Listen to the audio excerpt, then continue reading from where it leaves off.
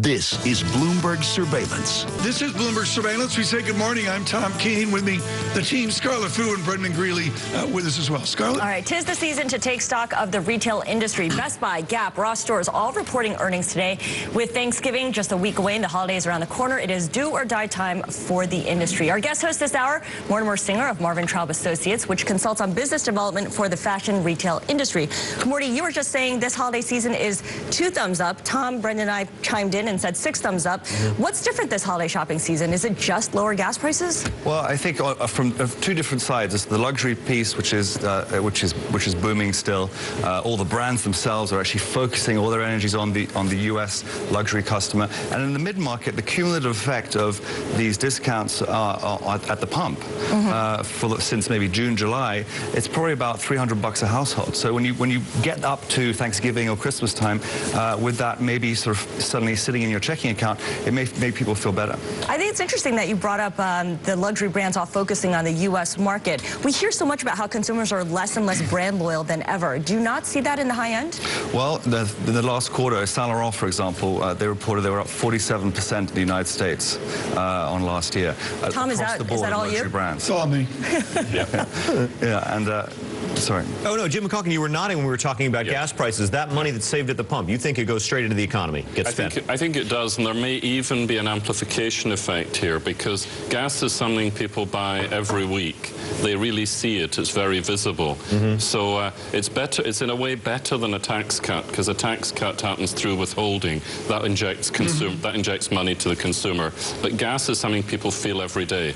And this was something the Obama administration tried when they gave their tax cuts 6 years ago, was they tried to sneak it in so people didn't see it, they didn't know it. And we learned that's not the way to do it. No, it's not, because if people see the money sitting there in their checking account, they're going to spend it. And I think the other thing that's helped confidence this holiday season is that the employment position's so much better. You know, there was a feeling, hey, this is a jobless recovery the last 2 or 3 holiday seasons. Maybe my job is still precarious. With unemployment now below 6%, with, you know, the economy generating 200,000 jobs a month, that actually is a very nice background for consumer confidence. Well, we know there are going to be a lot of jobs available on Thanksgiving Day, Morty, because more and more retailers are opening on Thanksgiving. Does it really matter if a store is actually open? I mean, you've got a couple of retailers who have declared it a non-shopping holiday, like Nordstrom, like Costco, and those that are full-on participating.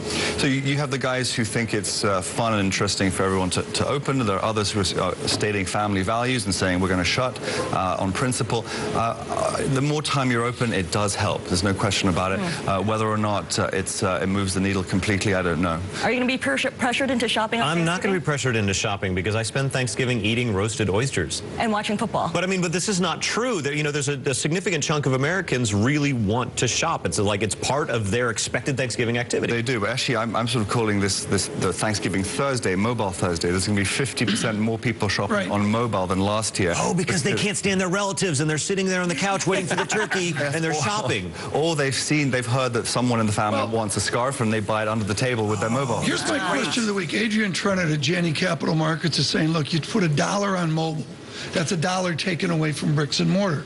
Do you agree with that concept, or is it a ratio, a portion of it? No, because ultimately the mobile customer becomes an omni-channel customer, and an omni-channel customer is 5 times more valuable a customer than a... So Gap Stores is managing tick by tick, day by day for this so-called omni customer now? Everyone's looking at omni, 5 times more valuable, and they're pushing it all day long. And Bloomingdale's, Macy's really encapsulates that omni-channel approach because they've been kind of ahead of the curve. You, Morty, helped advise the deal that's bringing Macy's to Abu Dhabi. What kind of value is there in a Macy's or Bloomingdale's brand when what they're selling is essentially what you can find elsewhere in the Middle East? Well, so it's interesting on an omni-channel front, one of the reasons they did this Abu Dhabi announcement and store was because they wanted to capture the eyeballs that went to the UAE from Russia and from China and from all over the world, who would then go home and shop on Macy's.com.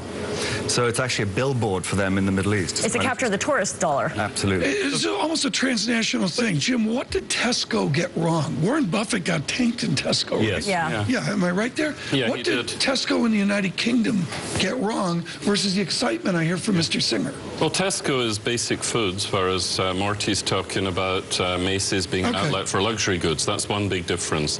The other was that what Tesco's strategy in the US turned out to be was a Me Too on Whole Foods, and Whole Foods really have that sorted. They That's an important insight here. Me Too doesn't work anymore, does it? Absolutely. No, Me Too is definitely, it has to be completely differentiated from something in the market, and I would agree with what he's saying.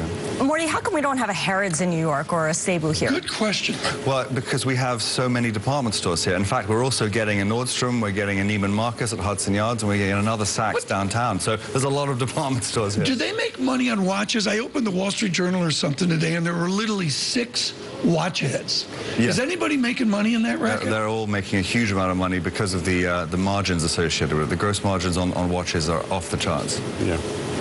I think he just told me I got taken.